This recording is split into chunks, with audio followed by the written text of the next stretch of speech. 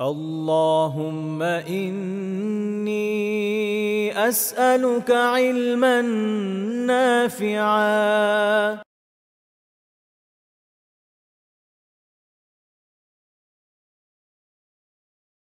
السلام عليكم ورحمة الله وبركاته.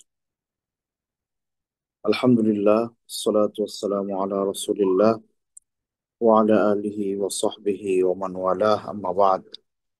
আল্লাহ সুবহানাহু ওয়া তাআলার শুকরিয়া আদায় করছি যে আল্লাহ আজকে আমাদের সাপ্তাহিক দার্সে উপস্থিত হওয়ার তৌফিক দিয়েছেন। আলহামদুলিল্লাহ। সম্মানিত দিনী ভাই বোনেরা, আমরা গত সপ্তাহে ইউনূস আলাইহিস সালাতু ওয়াস সালামের ব্যাপারে আলোকপাত করেছি। ওনার জীবন থেকে গুরুত্বপূর্ণ দিকগুলো তুলে ধরেছি। হ্যাঁ, আজকে আমরা শুআইব আলাইহিস সালাতু ওয়াস সালামের জীবনী থেকে কিছু কথা শুনবো, যে ব্যাপারে কোরআন কিছু কিছু বর্ণনা আমাদের সামনে পেশ করেছে।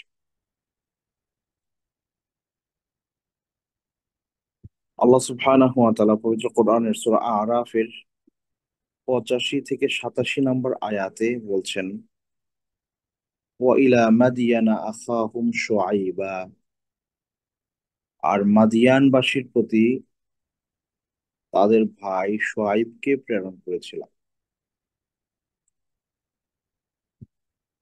قال يا قوم اعبدوا الله ما لكم من إله غيره, তিনি বলেছিলেন, হে সম্প্রদায়ের মানুষরা, তোমরা একমাত্র আল্লাহ সুবহানাহু ওয়া তাআলার ইবাদত করো, যিনি ছাড়া তোমাদের জন্য আর কোনো ইলাহ নাই। এরপরে قد جاءتكم بينة من ربكم, আর তোমাদের কাছে এসেছে তোমাদের রবের পক্ষ থেকে সুস্পষ্ট দলিল, বিধিবিধান, কিতাব। সুতরাং যেহেতু আল্লাহ সুবহানাহু ওয়া তাআলার পক্ষ থেকে তোমাদের জীবন পরিচালনার জন্য আল্লাহর পক্ষ থেকে সুস্পষ্ট প্রমাণ তোমাদের কাছে আসছে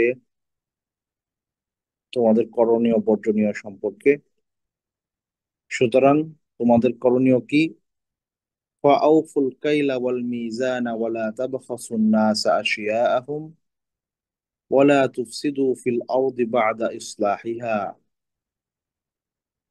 তিনি বললেন, সুতরাং তোমরা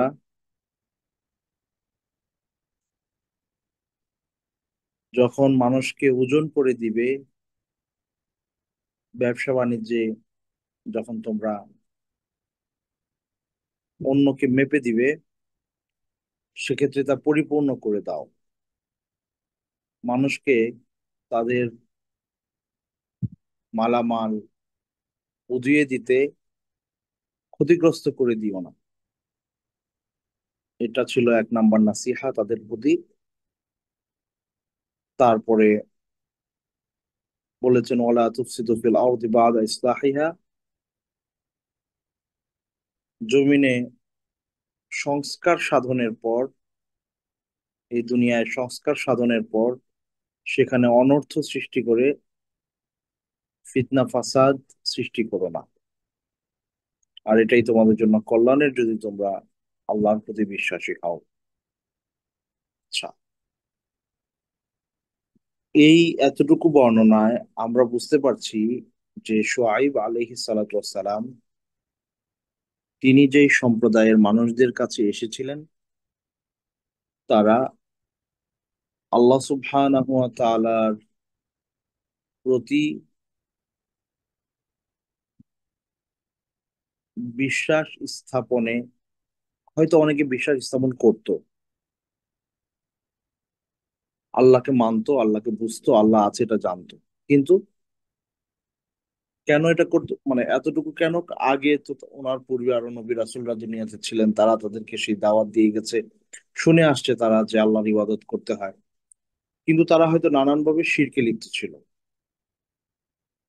এই জন্য তিনি তাদেরকে প্রথম যেই কথাটা বলেছেন তা হচ্ছে, ইয়া কওমি আবুদুল্লাহ মা লাকুম মিন ইলাহিন গায়রু, হে সম্প্রদায়ের মানুষেরা, তোমরা আল্লাহ সুবহানাহু ওয়া তাআলার ইবাদত করো, যে আল্লাহ ছাড়া তোমাদের আর দ্বিতীয় কোনো সত্য মাবুদ নাই। তাহলে তার দাওয়াতের মূলনীতিতে প্রথমেই ছিল আল্লাহ সুবহানাহু ওয়া তাআলার তাওহীদের দাওয়াত। আচ্ছা, যখন আল্লাহ সুবহানাহু ওয়া তাআলার অধিকার প্রতিষ্ঠার দাওয়াত দেয়া সম্পন্ন হলো,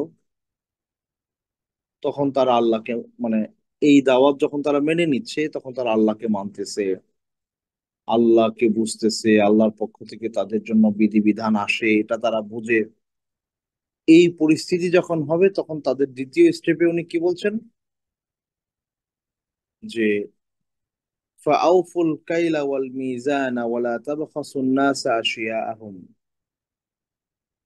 তোমরা যখন ওই সম্প্রদায়ের লোকজন ব্যবসা বাণিজ্যে নিজেরা নিজেরা ব্যস্ত থাকতো, তো সেক্ষেত্রে সেটা যেখানে তারা যা করতো, যে মানুষের অধিকার তারা নানান রকমের নষ্ট করতো। এর মধ্যে একটা হচ্ছে যে ওজনে কম দেওয়া, মানুষকে ঠকানো। So, এটা এক ধরনের কি বলে, মন্দ স্বভাব মানুষদের, বিশেষ করে যারা ব্যবসা বাণিজ্য করে, যে আল্লাযীনা ইযা ক্তালু আলান নাসি ইস্তাউফুন ওয়া ইযা কালুহুম আও ওয়াজানুহুম ইখসিরুন। আল্লাহ সুবহানাহু ওয়া তাআলা পবিত্র কোরআনের আরেক জায়গায় সূরা মুতাফফিফিনে বলছেন যে ওয়াইলুল লিল মুতাফফিফিন, ওয়াইল নামক জাহান্নাম তাদের জন্য, বা ধ্বংস তাদের জন্য, যারা ওজনে কম দেয়। তারা কি করে? আল্লাযীনা ইযা ক্তালু আলান নাসি ইস্তাউফুন, যখন মানুষদের থেকে তারা নেয়, তখন যথাযথভাবে নেয়, যদ্দুর পাওনা অদ্দুরই না, কম নিতে চায় না। কিন্তু সেই মানুষেরা যখন এই সেম পণ্যটা অন্যের কাছে বিক্রি করে, তখন মানুষদেরকে ঠকিয়ে দেয়। এই স্বভাবের মানুষজন ওনার সম্প্রদায়ে ছিল, যে স্বভাবের মানুষেরা বর্তমানে আমাদের সমাজেও আছে। দেখবেন এরকম তো প্রচুর পাওয়া যায়, যে কোনো একটা কৃষি পণ্য বা যে কোনো কিছু প্রত্যন্ত গ্রাম অঞ্চল থেকে যেখানে এটা উৎপন্ন হয়, যেটা চাষাবাদ, যেখানে চাষাবাদ হয়, সেই একেবারে প্রত্যন্ত অঞ্চলের গ্রাহকরা তারা সেখানে আহ প্রত্যন্ত অঞ্চলের একেবারে কৃষকরা তারা সেখানে কি চাষাবাদ করতেছে, ওই মানুষদের কাছ থেকে ব্যবসায়ীরা, মজুতদাররা, আড়তদাররা, তারা একেবারে নামকাওয়াস্তে মূল্যে কোন রকম তাদেরকে, মানে কোন রকম একটা মূল্য দিয়ে সেখান থেকে পণ্যগুলো কিনে তারা নিয়ে আসে, এনে তারা এটাকে গুদামজাত করে, এরপরে তাদের সুবিধা অনুযায়ী সেটা মানুষের কাছে বিক্রি করে। তাহলে আল্লাযীনা ইযা ক্তালু আলান নাস ইয়াস্তাউফুন, যখন মানুষদের থেকে নিচ্ছে, তার যদ্দুর পাওনা তা তো নিচ্ছে, বরং আরো বেশি নেওয়ার চেষ্টা করছে। কিন্তু এই মানুষটাই যখন অন্যের কাছে বিক্রি করছে, সেটার হয় গুণগত মান নষ্ট করতেছে, অথবা বাস্তবিক অর্থেও ওজনে কম দিচ্ছে, অথবা দাম বাড়িয়ে দিচ্ছে। তিনটা দিক হতে পারে। হয় তারা কি করতেছে, এটার গুণগত মান নষ্ট করতেছে কিভাবে, ফরমালিন মিশানোর মাধ্যমে, বিভিন্ন মেডিসিন মিশিয়ে এটাকে দীর্ঘস্থায়ী করার চেষ্টা করতেছে, অথচ এটা ক্ষতিকর হয়ে গেল। তাহলে এটা তো আমানত, তারা যেভাবে পাইছে এভাবে মানুষের হাতে পৌঁছায় দিচ্ছে না, মানুষকে ক্ষতিগ্রস্ত করে দিচ্ছে লাভের আশায়। এটা একটা দিক। দুই নাম্বার হচ্ছে, হয়তোবা তারা এই জিনিসগুলো গুদামজাত করার মাধ্যমে বাজারে সংকট তৈরি করে দাম বাড়ায় দিচ্ছে, যেটা হয় আমাদের দেশে অনেক বেশি।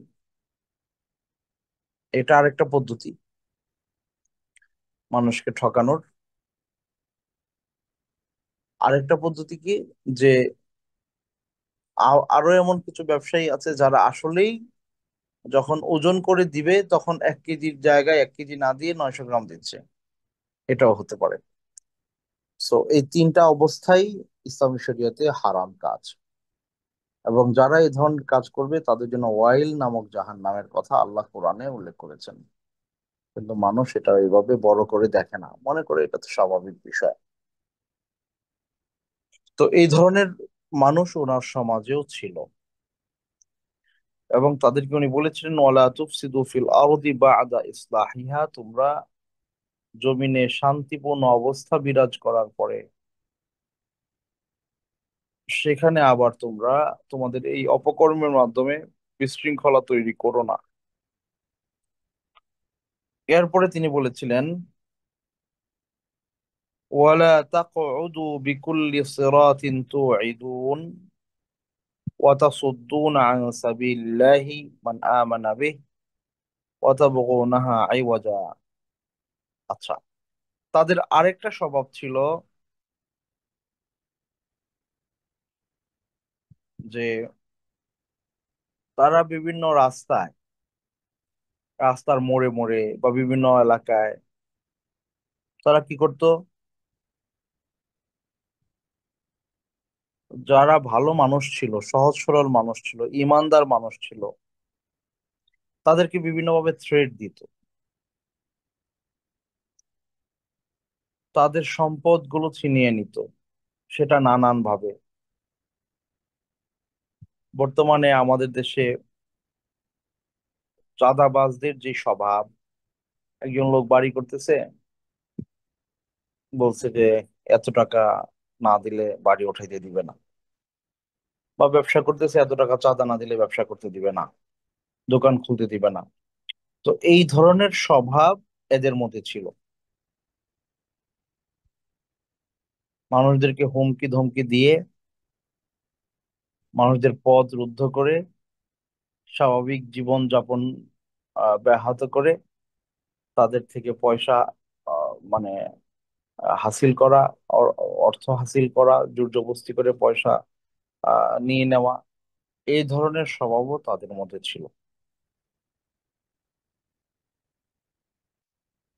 তো শুআইব আলাইহিস সালাতু ওয়াস সালাম তাদেরকে নাসিহা করেছেন যে এই ধরনের কাজ থেকে যেন তারা নিজেদেরকে এই ধরনের কাজ থেকে যেন বিরত থাকে এবং নিজেদেরকে এগুলো থেকে সরিয়ে নিয়ে আসে। আচ্ছা, তো এইখানে একটা জিনিস স্পষ্ট করা দরকার, তা হচ্ছে আমরা অনেক সময় মনে করি যে আমি ইমানদার, আল্লাহর প্রতি আমি ইমান আনলাম, এরপরে আমার আমল যেমনই হোক, এই কারণে আমার ইমানের কোনো ক্ষতি হবে না। এটা আমাদের সমাজের বহু মানুষদেরই ধারণা আছে যে আমার ইমান তো ঠিক আছে, আমি নামাজ না পড়লেও ইমান ঠিক আছে, আমি আল্লাহর কাজ না করলেও আল্লাহকে তো আমি মানি, আল্লাহকে বিশ্বাস করি, যা ইচ্ছা তা মন চায় জিন্দিগি এভাবে চলছে। বাস্তবিক অর্থে একজন মানুষ যদি ঈমান আনয়নের পরে তার ব্যক্তি জীবনে, তার কর্মজীবনে সেটার কোনো ইম্প্যাক্ট বা তাসির যদি না থাকে, তাহলে বোঝা যাচ্ছে যে তার ঈমান দুনিয়াতেই তার কোনো কাজে আসতেছে না। তাহলে কোনো ব্যক্তির ঈমান যদি দুনিয়াতেই তার কাজে না আসে, তাহলে তার এই ঈমান, এই কমজোর ঈমান তার পরকালে তার জন্য কতটা উপকারী হবে, এটা হলো প্রশ্নের বিষয়।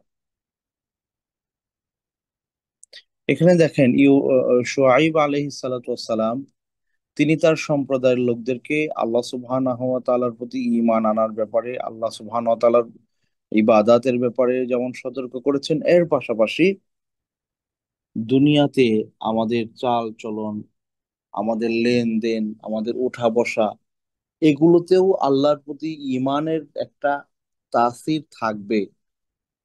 আমাদের এই মন্দ আচরণগুলো, মন্দ কর্মগুলো ঈমানের আলো আসার কারণে এই অন্ধকার দূরীভূত হবে।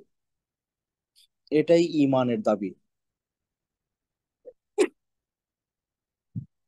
এটাই ঈমানের দাবি। আর যখন তারা তাদের এই কর্মের এই মানে অপকর্মগুলো কোনোভাবেই তারা ছাড়লো না। পরবর্তীতে আল্লাহ সুবহানাহু ওয়া তাআলা ওই মানুষদেরকে ধ্বংস করে দিয়েছিলেন, তাদেরকে একেবারে সমূলে ভূমিকম্প দিয়ে, একেবারে অগ্নিবৃষ্টি দিয়ে তাদেরকে একেবারে ধ্বংস করে দিয়েছিলেন। তো এই জন্যে এই ব্যাপারটায় আমাদের আসলে সংশোধন দরকার, যে আমি যখন ঈমান আনয়ন করলাম আল্লাহর প্রতি, আখিরাতের প্রতি, পরকালের জিন্দিগির প্রতি, জান্নাত জাহান্নাম, এগুলো যখন আমি বিশ্বাস করছি, তখন আমার আমলের মধ্যে এটার ইম্প্যাক্ট, এটার তাসির থাকতে হবে। হ্যাঁ, মানুষ ভুল করবে, ভুল ত্রুটি হতে পারে, কিন্তু যে সকল অন্যায় অপরাধ মানুষের অভ্যাসের সাথে যুক্ত, অভ্যাসের সাথে যুক্ত, যেমন আপনি ব্যবসা করছেন, আপনার অভ্যাসই হচ্ছে মানুষকে ঠকানো, তাহলে এই ঈমান, আল্লাহর প্রতি ঈমান আপনাকে এই মন্দ কর্ম থেকে বাঁচাতে পারলো না। তাহলে তাহলে তার মানে কি, দুনিয়াতে আপনার এই ঈমানটা আপনাকে নিয়ন্ত্রণ করতে পারছে না, আপনি এই ঈমান থেকে উপকার পাচ্ছেন না। তাহলে পরকালে কিভাবে এই ঈমান থেকে আপনি কতটা উপকার পাবেন, এটা হলো প্রশ্নের বিষয়। তো এই জন্যে ঈমান মানুষের আমলের মাধ্যমে, ঈমানের অবস্থা, ঈমানের কি বলে যে তারাক্কি বা উন্নতি সাধন হয় ভালো আমলের মাধ্যমে। আর মন্দ আমলের মাধ্যমে ঈমান দুর্বল হতে থাকে, নির্জীব হতে থাকে, এবং এটা একেবারে মানে নষ্টের পর্যায়েও যেতে পারে মানুষের মন্দ কর্মের কারণে। আবার ভালো কাজের মাধ্যমে ঈমানের উন্নতি সাধন ঘটে। তো শুআইব আলাইহিস সালাতু ওয়াস সালাম, তিনি তার সম্প্রদায়ের লোকদেরকে যখন শুধুমাত্র পরকালের প্রতি ঈমান আনা, আহ এতটুকুই যথেষ্ট নয়, বরং দুনিয়াতে যেহেতু আমাদের বসবাস, এই ঈমান আনার মাধ্যমে দুনিয়ার জীবনের সংশোধনীয় আমাদের দরকার। তাহলে আমাদের ঈমানের ফলাফলটা আমি দুনিয়াতেও পাবো এবং পরকালেও পাবো। বর্তমানে আমরা যে সমাজে বসবাস করছি, বড় একটা অংশ তারা আমার দিনকে, অর্থাৎ দিনই বিশ্বাসটাকে দুনিয়ার কর্ম থেকে টোটালি আলাদা করে ফেলতে চান। অর্থাৎ সেকুলার একটা চিন্তা খুব শক্তভাবে তাদের মধ্যে তারা লালন করে। বিশেষ করে দেখবেন আমাদের দেশে যারা উম, সাংস্কৃতিক অঙ্গনে যারা কাজ করে, বিভিন্ন পেশায়, অভিনয় করে যারা, অভিনেতা অভিনেত্রী, এর পাশাপাশি বিভিন্ন টেলিভিশন চ্যানেলে যারা সংবাদ উপস্থাপন করে বা ওখানে জব করে, বা কিছু বুদ্ধিজীবী আছে যারা বিভিন্ন টক শোতে কথাবার্তা বলে, আপনি তাদের কথাবার্তা শুনলে দেখবেন যে তারা, তাদের অনেকে ওমরা করতে আসে, হজ করতে আসে, বা নামাজও পড়ে, বলে যে আমরা নামাজ পড়ি, আল্লাহর প্রতি ঈমান রাখে, মুসলিম ফ্যামিলিতে জন্মগ্রহণ করেছে, বাবা মুসলিম, মা মুসলিমা, সেও মুসলিম, তার সন্তানরাও মুসলিম, এটা বলে। কিন্তু তার কর্মের সাথে তার ঈমানের যে কনফ্লিক্ট তৈরি হয়ে আছে, এটা সে কোনোভাবেই অনুভব করে না। মানে তার তার তার ঈমান যে তার কাছে একটা কর্ম দাবি করে, আর তার ঈমান যে কিছু কর্ম তার জন্য নিষিদ্ধ ঘোষণা করে, এটা যে সুস্পষ্ট, কোরআন এবং সুন্নাহ যে এই কথা বলে, এই জ্ঞান তাদের মধ্যে নাই, এবং তারা এটা বুঝতেও চায় না। এই জন্য আমরা দেখতে পাই যে আপনার নাচের অনুষ্ঠানে, গানের অনুষ্ঠানে একটা মেয়ে বা ছেলে বা একজন প্রতিযোগী বলছে, দোয়া চাচ্ছে সে যেন ফার্স্ট হতে পারে। মানুষের কাছে দোয়া চাচ্ছে, জাতির কাছে দোয়া চাচ্ছে, সে যেন মানে একটা মেয়ে সে নাচতেছে, মানুষ দেখতেছে, ওইটাতে যেন সে ফার্স্ট হতে পারে, এটার জন্য মানুষের কাছে দোয়া চাচ্ছে। এবং এমন অনেক অভিনয় শিল্পী আছে যাদের যাদের কথাবার্তা শুনলে আপনি বুঝবেন, বলে এভাবে যে এই যে এমন একজন হিরো, সে এত বছর অভিনয় করে গেছে বা করছে, হ্যাঁ, বা মানুষজন তাকে চিনে জানে, তার নেম ফেম এত কিছু আছে। এটা তো আল্লাহর নেয়ামত, আল্লাহর রহমত। আল্লাহর রহমত ছাড়া কেউ এত বড় হইতে পারে না। দেখেন, এটা তাদের মানে এটা তাদের কিন্তু ভেতরের বিশ্বাসটা ঠিক এমন। আবার কিন্তু সে নিজেকে মুসলিম দাবি করে, কিন্তু তার কর্মটা যে ইমানের সাথে সাংঘর্ষিক, এই কর্মটা যে তার ইমানকে একেবারে নড়বড়ে করে ধ্বংস করে দিতে পারে, এই জ্ঞানটুকু তাদের নাই, বা এটা তারা বুঝতে চায় না। তো এই মানুষগুলো যে চিন্তাধারা লালন করছে, শুআয়ব আলাইহিসসালামের সময়ে কিছু মানুষ এই ধরনের ছিল। তো শুআয়ব আলাইহিসসালাম তাদেরকে বোঝাতে পেরেছিলেন এই কথা যে তোমরা যতক্ষণ পর্যন্ত তোমাদের এই কর্মের পরিবর্তন না ঘটাবা, আল্লাহর পক্ষ থেকে আনীত বিধানের আলোকে তোমাদের কর্ম যতক্ষণ পর্যন্ত পরিচালিত না হবে, ততক্ষণ পর্যন্ত তোমরা আসলে ইমানদার হইতে পারো নাই।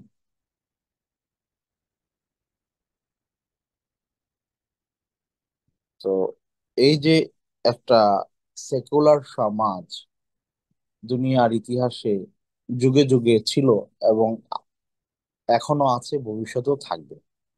আমাদের দায় দায়িত্ব হচ্ছে এই মানুষদের কাছে ইসলামের পরিপূর্ণ রূপটা তুলে ধরা, ইসলামের সম্পূর্ণ দিক তুলে ধরা। সে কিন্তু মনে করছে যে আমি যেটা করছি এটা আমার একটা পেশা, সো এই পেশাটা যাই হোক না কেন, আমাকে তো কামাই রোজগার করতে হবে। সেটা যে কোনো ভাবেই হতে পারে। আবার এই মানুষটা ধরেন ওমরা করতে আসতেছে, হজ করতে আসতেছে, ওমরা করে গেল, হজ করে গেল, ওমরা করে গিয়ে আবার সে ধরেন সেই তার অনৈতিক কার্যকলাপের যে পেশা আছে সেটাতে সে নিয়োজিত হয়ে ওখানে কাজ করছে, ইনকাম করছে, উপার্জন করছে। তো তাদের কাছে ইসলামের মৌলিক যেই দাবি সেটা স্পষ্ট না। এমন বহু ব্যবসায়ী আছে।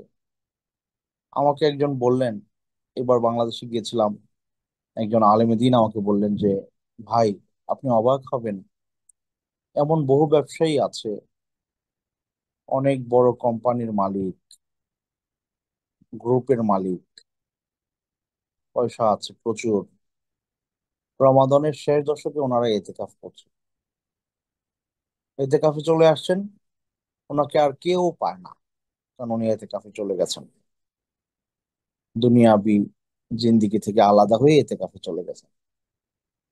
অথচ এই মানুষটা তার শত শত হাজার হাজার কর্মীদের বেতন ভাতা বোনাস কিছুই দেয়নি। ঈদের আগে তাদের বেতন ভাতা বোনাস কিছুই সে পরিশোধ করে নাই। সে চলে গেছে এতেকাফ, এবং সেখানে গিয়ে সে টোটালি তার দুনিয়ার জীবন থেকে আলাদা হয়ে গেছে আল্লাহর জন্য। আসলে কি এটা আল্লাহর জন্য? তো আপনি এত এত মানুষের হক নষ্ট করে আপনি নিজেকে মসজিদে ব্যস্ত রাখছেন, মানুষকে দেখাচ্ছেন আপনি এতেকাফ করছেন, বাস্তবিক অর্থে ওই মানুষদের চাপাচাপি যাতে আপনার পর্যন্ত না আসে বা তারা আপনাকে খুঁজেই না পায়, আপনি এতেকাফে চলে আসছেন। তো এই ধরনের ভণ্ডামি অনেক মানুষেরা করে, অথচ তারা নিজেদেরকে ধার্মিকও মনে করে। কেউ কেউ তারা নিজেদেরকে ইসলামের উপরে আছে শক্তভাবে এটাও মনে করে, কিন্তু বাস্তবিক অর্থে ইসলামের পূর্ণাঙ্গ জ্ঞান তাদের ভেতরে নাই এবং পৌঁছে নাই, এবং তারা সেটা মানেও না।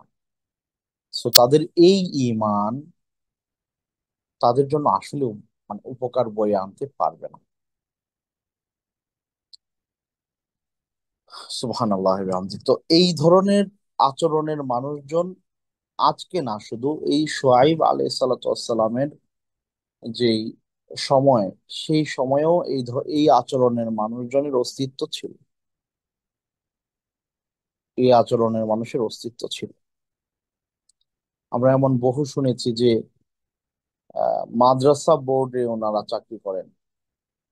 মাদ্রাসা বোর্ড থেকে শিক্ষকরা গিয়েছেন ওনাদের হয়তো বেতন বা টাকা পয়সা ওঠানোর জন্য। তো ঘুষ ছাড়া ওই লোক কখনোই ফাইল নড়ায় না, বা একটা কি বলে ওনাদের কোনো একটা টাকা বা পয়সা উঠাইতে হবে, ঘুষ ছাড়া ওই ফাইল নড়ে না।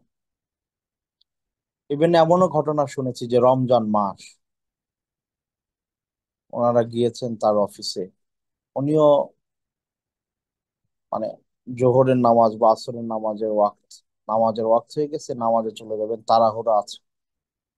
তো ড্রয়ার খুলে খুলে বলতেছে যে এখানে রাখেন, আমি তাড়াতাড়ি নামাজে যাব। এখন সেটা ধরবে না, ইফতারের পরে ধরবে, রোজা রাখছে। তো এই যে ধরেন, এই যে এই ধরনের মানুষ যাদের বিশ্বাসের সাথে কর্মের কোনো মিল নাই, বা কর্মের মিল তারা একটা জায়গায় দেখাইতে চায়, সেটা সাময়িক সময়ের, সেটা মসজিদে, সেটা বাইতুল্লাহ, এই জায়গাগুলোতে, কিন্তু তার গোটা লাইফে, তার গোটা সামগ্রিক জীবনে, তার চলাফেরা, উঠা বসা, লেনদেন, যাদের সাথে সে জীবনযাপন করছে, সেই ক্ষেত্রে সম্পূর্ণ জাহিলিয়াতকে সে লালন করছে, এই লোকটা কিন্তু আসলে মুমিন না। এই ধরনের আচরণ যদি কোনো ব্যক্তির মধ্যে পাওয়া যায় বা থাকে, তাকে আমরা সরাসরি কাফের বলবো না। তবে তার এই কর্ম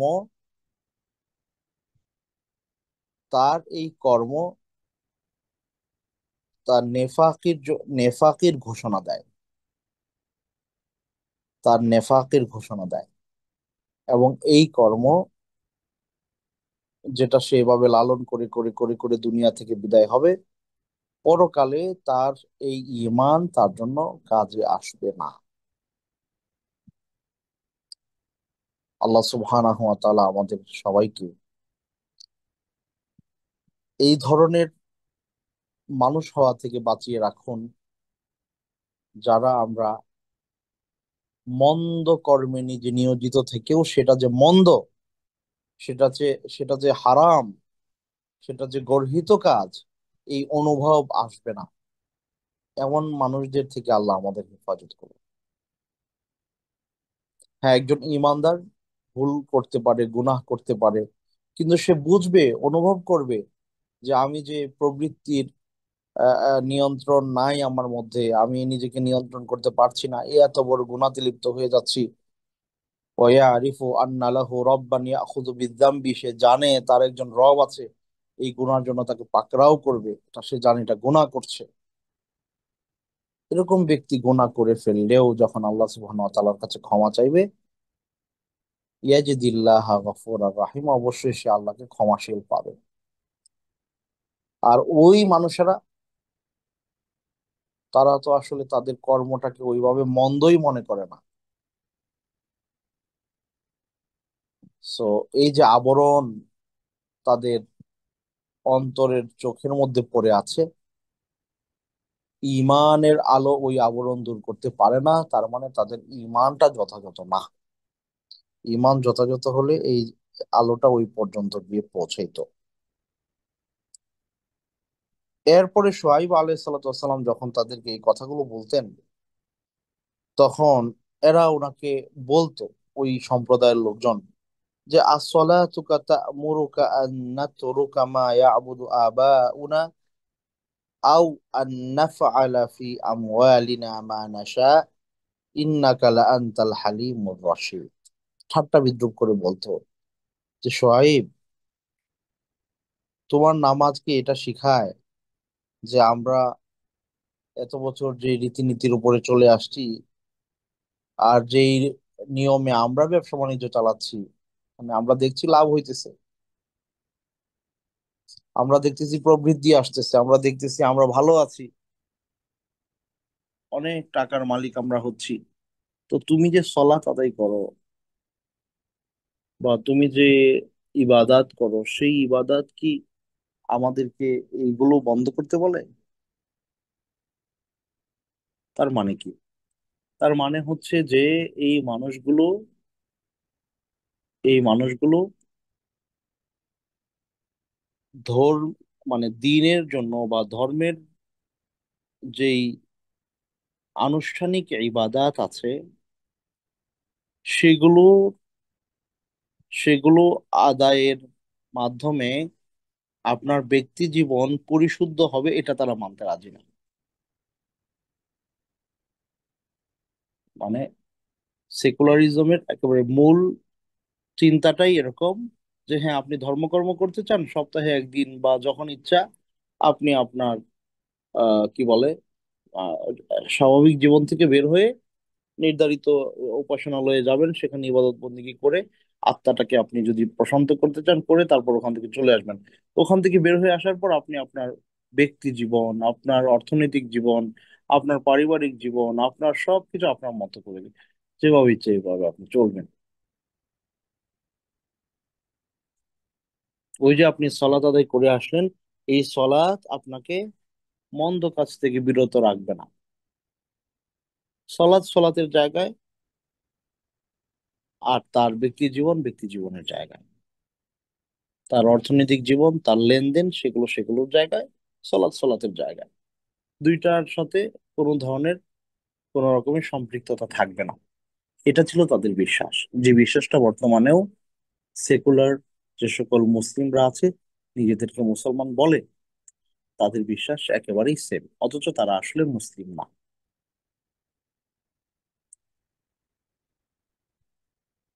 দেখেন, হয়তো যুগের পর যুগ চলে যাচ্ছে, কিন্তু মানুষের স্বভাব, মানুষের চিন্তা চেতনা, বিশ্বাস, তাদের ব্যক্তি জীবন, তাদের পারিবারিক জীবন, তাদের সামাজিক জীবন, এগুলো মানে আগের যুগের মানুষদের মধ্যে যে ধরনের স্বভাব ছিল, এখনের মানুষরা এত আধুনিক হওয়ার পরেও এই মৌলিক স্বভাবের জায়গায় কিন্তু তারা এক।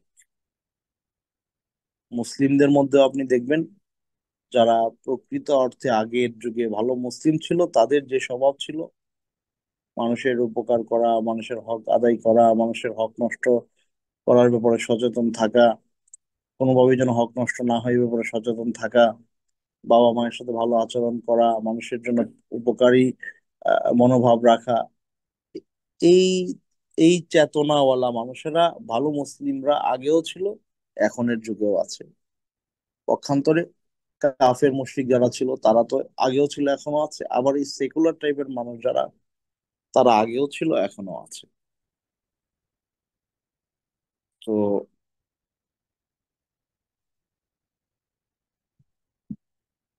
আল্লাহ সুবহানাহু ওয়া তাআলা আমাদের সবাইকে প্রকৃত অর্থে আল্লাহর দিন আমাদের কাছে যা দাবি করে, আমাদের ঈমান আমাদের কাছে যা দাবি করে, এমন দিনদার ঈমানদার হয়ে দুনিয়া থেকে যাওয়ার তৌফিক আল্লাহ আমাদেরকে দান করুন।